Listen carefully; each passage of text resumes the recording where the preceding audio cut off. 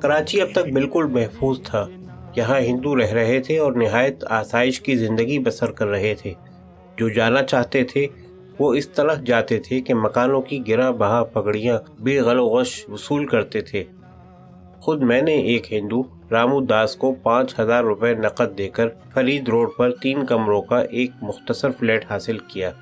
پھر اس کے الاٹمنٹ میں جو مصارف ہوئے وہ الگ۔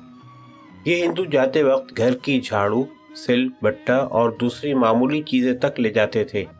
کسی مسلمان نے انہیں نہیں چھیڑا، نہ ان پر کسی طرح کی زیادتی کی۔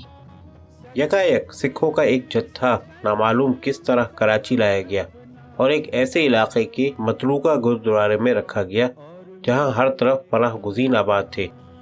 ان سکھوں نے اشتعال انگیز نعرے لگائے۔ نتیجہ یہ ہوا کہ کشت خون کا بازار گرم ہو گیا اور لپیٹ میں سکھوں کے علاوہ ہندو بھی آ گئے۔ فساد کے بعد زاہد حسین اور غلام محمد نے فساد زدہ علاقے کا دورہ کیا اور مسلمانوں سے اپیل کی کہ وہ لوٹا ہوا مال واپس کر دیں۔ دوسرے روز سڑکوں پر سنگر مشینیں، چارپائیاں، مسہریاں، ریڈیو سیٹ، کراکری اور دوسری بہت سی چیزوں کے ڈھیر لگے تھے۔ یہ لوٹا ہوا مال تھا اور اب اس اپیل کے بعد واپس کر دیا گیا تھا۔ اس موقع پر قائد اعظم نے بھی ایک فساد زدہ علاقے کا دورہ کیا اور مسلمانوں کو متنبہ کیا کہ وہ امن شکنی کا ارتکاب ہرگز نہ کریں۔ جمعہ 9 جنوری کو جب قائد اعظم اور مس فاطمہ جناح بلوے سے متاثرہ علاقوں کا دورہ کرتے ہوئے کراچی میں مشن روڈ کی طرف جا رہے تھے تو مسلمان مہاجرین نے جو عارضی طور پر ایک اسکول میں رکھے گئے تھے، قائد اعظم زندہ باد کے نعروں سے ان کا خیر مقدم کیا۔ گورنر جنرل نے اپنی موٹر روک لی اور انہیں یہ پیغام بھیجا کہ مجھے یہ معلوم کر کے صدمہ ہوا کہ بعض مہاجرین نے فساد میں حصہ لیا اور ہندوؤں کا سامان لوٹا۔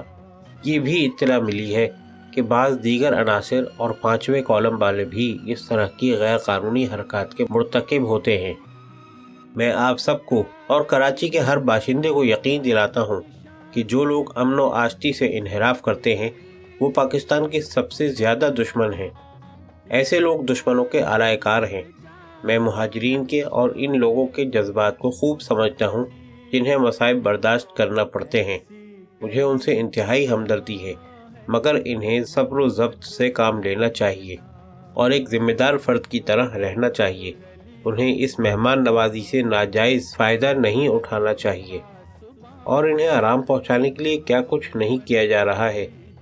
میں تمام مسلمانوں سے آج پھر یہ کہنا چاہتا ہوں کہ اپنے ہندو پڑوسیوں کو ان کے قانون شکن عناصر، 5ویں کالم اور ان لوگوں سے بچانے کے لیے پوری طرح اتحاد و اشتراک عمل کیجیے جو ان فسادات کے ذمہ دار ہیں، اور تمام فرقوں میں اعتماد اور بھروسہ قائم کیجیے۔ پاکستان پر باقاعدہ آئینی طرز سے حکومت ہونی ضروری ہے، نہ کہ سازشی عناصر، 5ویں کالم والوں یا سرفرے لوگوں کے ذریعے، اور حکومت پاکستان خطا کاروں کے خلاف انتہائی سخت کارروائی کرے گی۔ مجھے ہندوؤں سے پوری ہمدردی ہے جن میں سے بہت سے اس پروپیگنڈے کا شکار ہو گئے ہیں جو انہیں بعض پوشیدہ اغراض کے تحت سندھ سے نکل کر آنے کے لیے کہا جا رہا ہے۔ اس کا نتیجہ یہ ہوا کہ بہت سے بے گناہ ہندوؤں کو سخت مصائب جھیلنے پڑے۔ ان افسوسناک فسادات کے متعلق ابھی یہ معلوم نہیں ہوا ہے کہ سکھوں کو کراچی لانے اور سندھ کے وزیر اعلیٰ یا حکومت سندھ کے کسی عہدیدار یا پولیس کو مطلع کیے بغیر گردوارے میں رکھنے کی ذمہ داری کس پر عائد ہوتی ہے۔ اس معاملے کی پوری تحقیقات ہونی چاہیے۔ ابھی یہ معاملہ صاف نہیں ہوا ہے، مگر اس کی پوری تحقیقات کی جائیں گی۔